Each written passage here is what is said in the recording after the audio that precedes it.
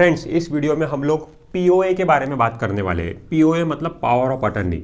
Stock market में जब आप डीमैट अकाउंट ओपन करते हो तो उसमें आपको एक टर्म सुनने को मिलता है, पावर ऑफ अटर्नी। ब्रोकर बोलता है कि आपको पावर ऑफ अटर्नी भी साइन करके देना पड़ेगा।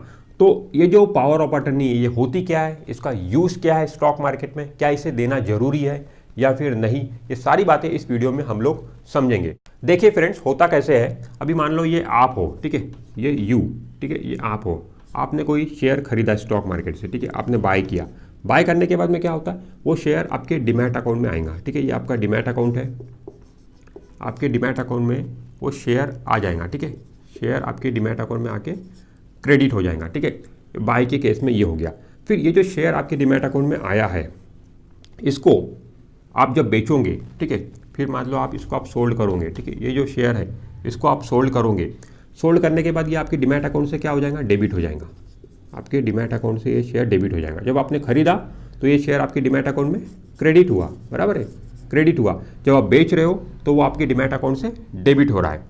तो शेयर बाय करते वक्त तो कोई भी दिक्कत की बात नहीं है। जब आपने शेयर खरीदा तो ऑटोमेटिक वो शेयर T+1 में आपके डीमैट अकाउंट में आ जाएगा। बट जब आप शेयर बेचोगे, जब आप बेचोगे तो वो शेयर आपके डीमैट अकाउंट से बाहर जब निकलता है तो वो अपने आप नहीं निकलता है, ठीक है, वो अपने आप नहीं निकलता है, उसे निकालना पड़ता है। उसे कौन निकालता है, ब्रोकर निकालता है। और ब्रोकर उसे तभी निकाल सकता है जब आप ब्रोकर को अथॉरिटी दोगे कि मेरे शेयर से मेरे डीमैट अकाउंट से शेयर को बाहर निकालो। इसकी अथॉरिटी जब आप ब्रोकर को दोगे तभी ब्रोकर आपके डीमैट अकाउंट से शेयर बाहर निकाल सकता है, अदरवाइज नहीं निकाल सकता है। तो वो अथॉरिटी आप कैसे देते हो, वो अथॉरिटी आप देते हो पीओए के जरिए, पावर ऑफ अटर्नी। जब आप ये साइन करके ब्रोकर को देते हो, इसी में ये चीज़ होती है कि ब्रोकर अब आपके डीमैट अकाउंट से शेयर को डेबिट कर सकता है।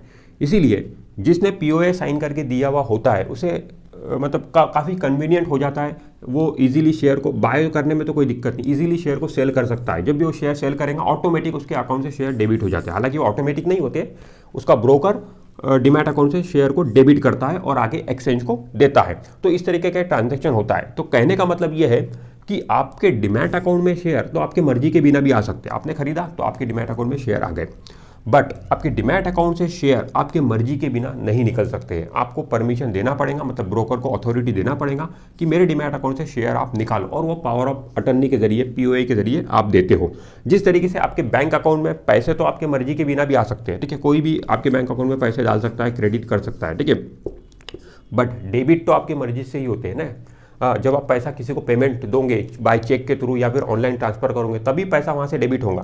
तो डेबिट आपकी मर्जी से ही होता है जनरली, ठीक है, बैंक कुछ चार्जेस काटे वो बात अलग है, बट डेबिट आपकी मर्जी से ही होता है। और क्रेडिट जो है वो अपने आप हो सकता है। तो यहाँ पर भी बाय करते वक्त जब आप क्रेडिट हो रहा है आपके अकाउंट में शेयर, तो तब कोई दिक्कत नहीं है। बट डेबिट करने के लिए अथॉरिटी चाहिए होती है, तभी शेयर आपके डीमैट अकाउंट से डेबिट हो सकता है, मतलब बाहर निकल सकता है। तो दोस्तों, अगर आपने पीओए ब्रोकर को साइन करके दिया है तो आपको टेंशन लेने की जरूरत नहीं है। जब भी आप शेयर बेचोगे आराम से वो शेयर आपके डीमैट अकाउंट से डेबिट हो जाएगा, कोई दिक्कत नहीं है। बट पीओए अगर आपने ब्रोकर को साइन करके नहीं दिया है तो फिर आपको क्या करना पड़ेगा, आप जब भी शेयर बेचोगे, आपके डीमैट अकाउंट में जो भी शेयर है उनको जब आप बेचोगे तो बेचने के पहले ही ब्रोकर आपको वहाँ पे एक पॉपअप मेन्यू शो करेगा कि आपका पीओए साइन नहीं है सर।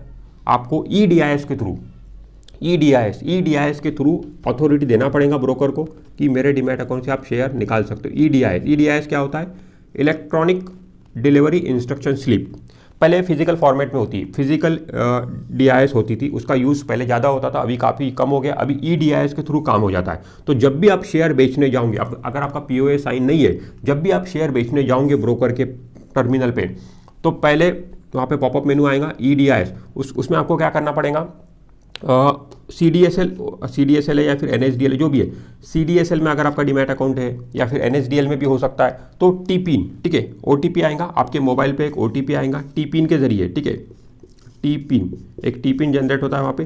टीपिन के जरिए आपको ऑथोराइज करना पड़ता है ब्रोकर को कि मैं ये शेयर बेच रहा हूँ, आप इसे डेबिट कर सकते हो, ठीक है। वो टीपिन ऑथोराइजेशन के बाद ही आप उस शेयर को बेच पाओगे। तो जब भी आप डीमैट अकाउंट से शेयर सेल करोगे, हर बार ये चीज़ आपको करना पड़ेगा।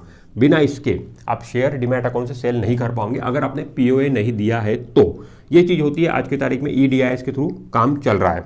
तो ऐसे में सवाल ये आता है, क्या ब्रोकर को हमें पीओए साइन करके देना चाहिए या फिर नहीं देना चाहिए? पहली बात तो ये ऑप्शनल है, पीओए ब्रोकर को साइन करके देना ऑप्शनल है, कंपलसरी बिल्कुल नहीं है। कोई भी ब्रोकर आपको फोर्स नहीं कर सकता है कि आपको पीओए देना ही है, बट आपके कन्वीनियंट के हिसाब से क्या सही है। देखिए, अगर आप ट्रेडर हो, वैसे तो ब्रोकर को पीओए साइन करके देने में कोई दिक्कत नहीं है, ठीक है, बहुत लोग देते हैं, कुछ प्रॉब्लम नहीं होता है, थोड़ी बहुत नज़र आपको रखनी पड़ती है, कोई दिक्कत नहीं है। अगर आप ट्रेडर हो तो मैं बोलूँगा कि पीओए ब्रोकर को साइन करके आपने देना चाहिए, क्योंकि आप ट्रेडर हो, आपको बार बार शेयर को सेल करना पड़ता है। आज आप खरीदोगे, 2 दिन के बाद बेचोगे, फिर 3 दिन के बाद खरीदोगे, फिर बेचोगे, मतलब खरीदी बिक्री बार बार आप करोगे। आपके डीमैट अकाउंट से आपको बार बार शेयर को सेल करना है। तो ऐसे में अगर आप पीओए ब्रोकर को साइन करके दे दोगे तो कोई दिक्कत नहीं है। अगर नहीं दिया है तो प्रॉब्लम क्या आ सकती है, आपको हर बार शेयर सेल करते वक्त EDIS के थ्रू ब्रोकर को अथॉरिटी देना पड़ेगा। टी-पिन OTP आपके मोबाइल पे आएगा, ठीक है, आप शेयर बेचने जाओगे तो आपको फिर टी-पिन डालो, OTP डालो, ठीक है।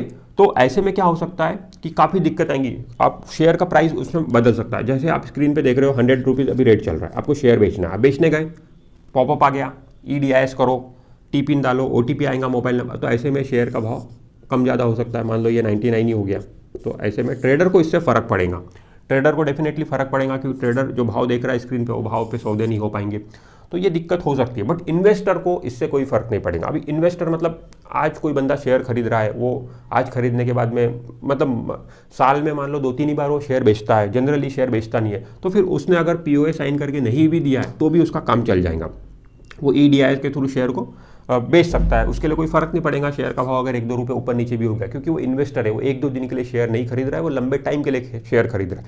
तो कहने का मतलब ये है, अगर आप ट्रेडर हो तो बिल्कुल पीओए आपको देना चाहिए, आपके कन्वीनियंट के लिए काफ़ी अच्छा कन्वीनियंट रहेगा आपके लिए सारी चीज़ें कर पाना।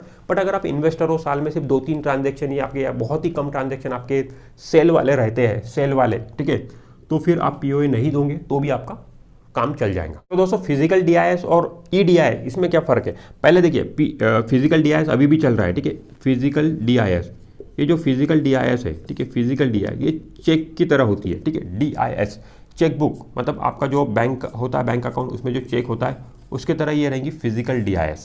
और EDIS जो है, EDIS ये ऑनलाइन फंड ट्रांसफ़र की तरह है, ठीक है, ऑनलाइन फंड ट्रांसफ़र। अब देखिए, अगर आप किसी को चेक देते हो तो क्या होता है, आपके बैंक अकाउंट से पैसा निकल कर सामने वाले के बैंक अकाउंट में जाता है। ठीक उसी तरीके से अगर आप फिजिकल DIS साइन करके जब भी आप शेयर बेचते हो तो फिजिकल DIS आपको साइन करके ब्रोकर को देना पड़ता है। तो उस केस में क्या होगा, आपके डीमैट अकाउंट से शेयर निकल कर सामने वाले के डीमैट अकाउंट में जाता है।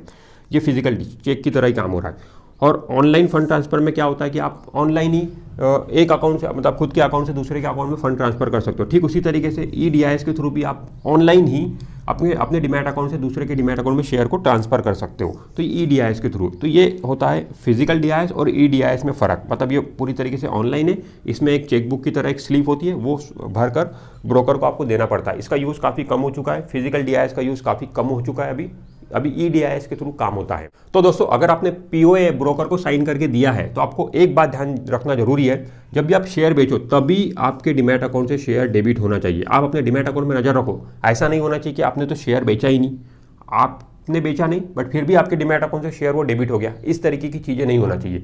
पीओए आप जो दे रहे हो बेसिकली सिर्फ एक ही चीज़ के लिए हम देते हैं पीओए, और एक ही चीज़ के लिए देना चाहिए कि जब भी मैं शेयर बेचूँ तभी मेरे अकाउंट से वो शेयर डेबिट होना चाहिए, अदरवाइज डेबिट नहीं होना चाहिए। अगर आपके बेचे बिना शेयर डेबिट हो रहा है आपके डीमैट अकाउंट से तो ज़रूर आप ब्रोकर से क्वेश्चन पूछो ऐसा क्यों हुआ, उस पर इमीडिएटली आप एक्शन लो, ठीक है। और एक बात दोस्तों, अगर आप सिर्फ इंट्राडे ट्रेडिंग करते हो या फिर फ्यूचर ऑप्शन में ट्रेडिंग करते हो, आप सिर्फ इंट्राडे करते हो, ठीक है। कई ट्रेडर ऐसे होते हैं कि उन्हें सिर्फ इंट्राडे करना है, ठीक है, इंट्राडे या फिर F&O करना है, फ्यूचर एंड ऑप्शन करना है, तो इस केस में पीओए की ज़रूरत ही नहीं है। पीओए का, क्योंकि जब आप इंट्राडे ट्रेडिंग करते हो तो शेयर आपके डीमैट अकाउंट में जाता ही नहीं है, बाहर के बाहर ही सेम डे ही उसका ट्रांजैक्शन हो जाता है, सेटलमेंट हो जाता है।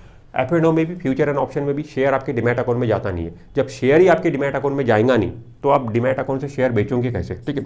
तो पीओए का यूज़ तभी आ रहा है जब आप डीमैट अकाउंट से शेयर बेचते हो, और इंट्राडे ट्रेडिंग में, फ्यूचर एंड ऑप्शन में डीमैट अकाउंट में शेयर जाता ही नहीं।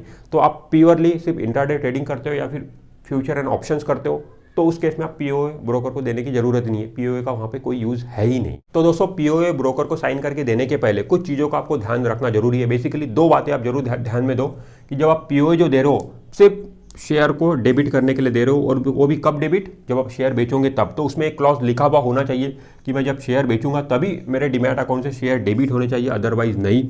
ठीक है, और इसके बाद में जो पीओए आप साइन करके दोगे, ब्रोकर के नाम पे आपको पीओए देना है। ठीक है, ब्रोकर को कोई भी पर्सन के नाम पे, मतलब कोई वहाँ पे डीलर है उसके नाम पे, या फिर कोई वहाँ पे एम्प्लॉय है उसके नाम पे पीओए साइन करके मत दो, या फिर कोई ऑथोराइज पर्सन है उसके नाम पे भी पीओए साइन करके मत दो।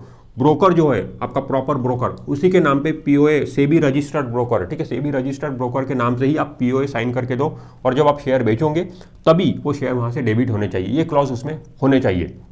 उसके बाद में पीओए अगर आपने एक बार ब्रोकर को साइन करके दे दिया तो उसको आप रिवोक भी कर सकते हो। ऐसा नहीं कि दे दिया तो बस दे दिया, उसको रिवोक भी कर सकते हो, उसको कैंसिल भी कर सकते हो। तो अगर आप रिवोक करना चाहते हो तो वो भी ब्रोकर से आप कांटेक्ट करिए, उसको आप रिवोक भी कर पाएंगे। तो दोस्तों इस वीडियो में हमने पीओए के बारे में समझा है, पीओए होता क्या है, ये देना चाहिए या फिर नहीं देना चाहिए। मुझे उम्मीद है कि आपको काफ़ी क्लैरिफिकेशन हुआ होगा इसके बारे में। अगर ये वीडियो अच्छा लगा तो वीडियो को लाइक करिए, चैनल को सब्सक्राइब करिए। मैं मिलता हूं आपसे नेक्स्ट वीडियो में। This is Imran Shaikh signing of.